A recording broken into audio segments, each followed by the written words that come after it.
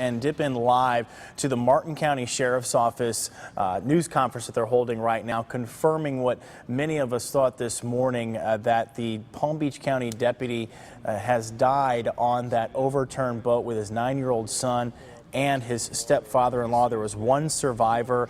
That's Sheriff William Snyder from Martin County, along with some Coast Guard representatives and other FWC representatives, talking live right now. Let's listen to what they have to say.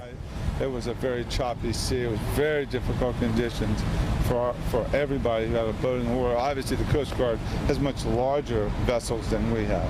Survivors speak about what that was like. You know, such rough conditions, clinging on to that coast. I'm sure by now he's starting to talk to our investigators. I don't have any feedback. You know, our greatest sense of relief was obviously that we did have a survivor, and his story will unfold, I'm sure, throughout the day and probably into tomorrow. And Sheriff, has he told? I'll get you, John. How hard does that hit?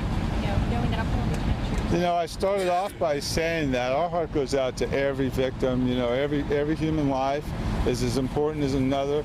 But for us, it really hit me the hardest today when I looked up on the screen of the command post and I saw the picture of the good-looking deputy in his uniform.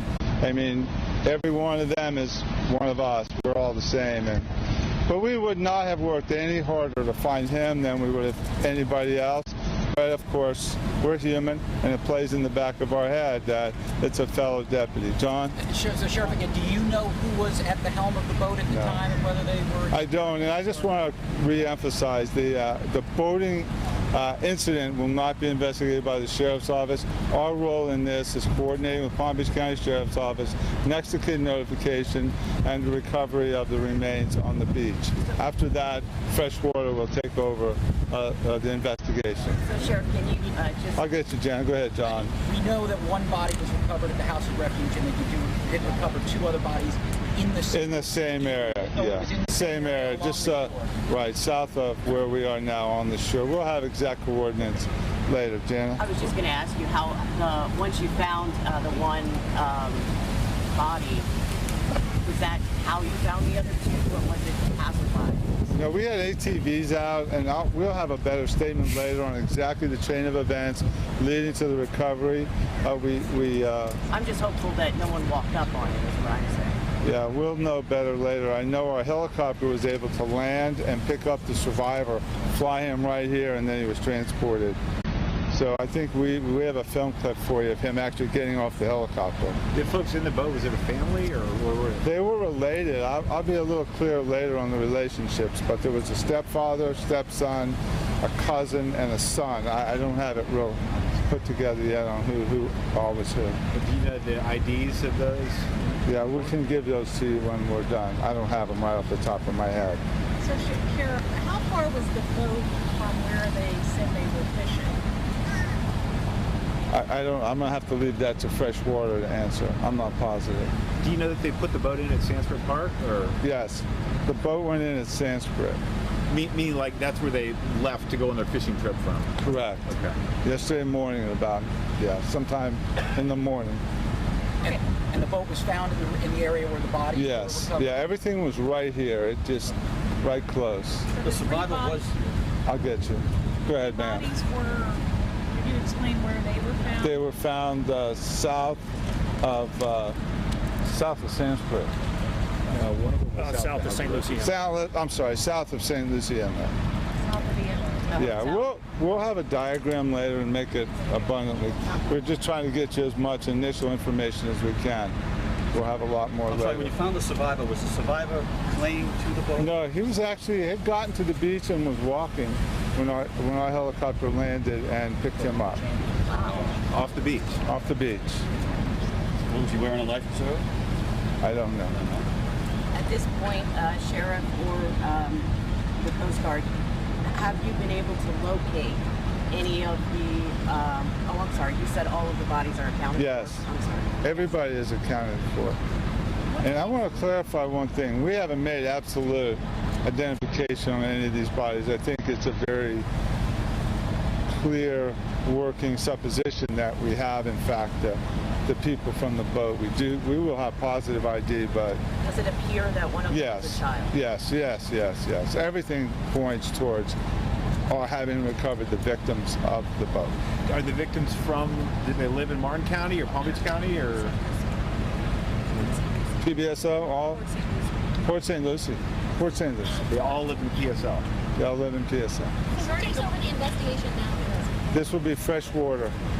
We'll do it. FWC will do the boating accident. So, sorry to go back to this ping, but you're not sure whether that ping came from the boat or somebody else. It came from a cell phone that would have been on the boat.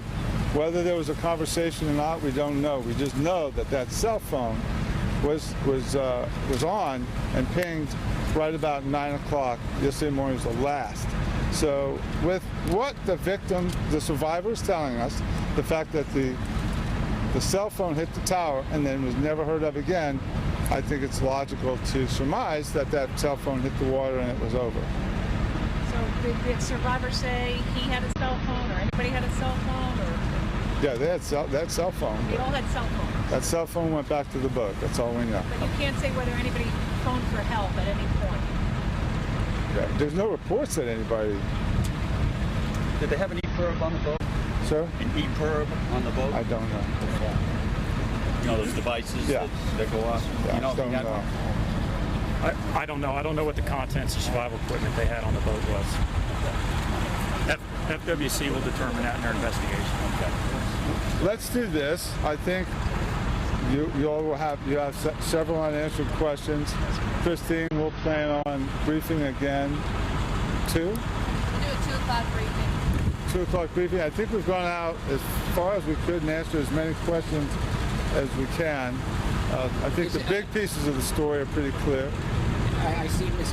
Denton is here. Is there any criminal potential aspect to this at all? This truly is a tragedy. None at all. It's the standard procedure for FWC to contact us. They came out to see if there was anything that we could do to help. Did everybody get that? There's no sense of anything criminal. The Chief Assistant State Attorney is here at the request of FWC, which is their working protocol. Tragedy. Thank you all so much. Thanks, Sheriff. Captain Ryan, can you spell your name? Can you spell your name? R-Y-A-N. It's the last name. What's your first name? Randy. R-A-N-D. All right, you just heard from Martin County Sheriff William Snyder. Just to set the scene there, he was at Martin Memorial Hospital where the one surviving person from that overturned boat is recovering right now. It was Sunday morning that boat left from Sanskrit Park with 4 people on board, including a Palm Beach County Sheriff's deputy, his 9-year-old son, a cousin, and a stepfather-in-law. The only survivor was that cousin. 3 bodies found this morning, as you heard from the sheriff, basically confirming through their investigators that they do believe those were the 3 of the 4 bodies that were on the boat that overturned. We will be covering this with some team coverage. You heard from our John Shaman asking questions there. He'll be live starting at Today on 5 at 11, and that's where we will pick up this coverage of this boating tragedy this morning. Back to the Today Show.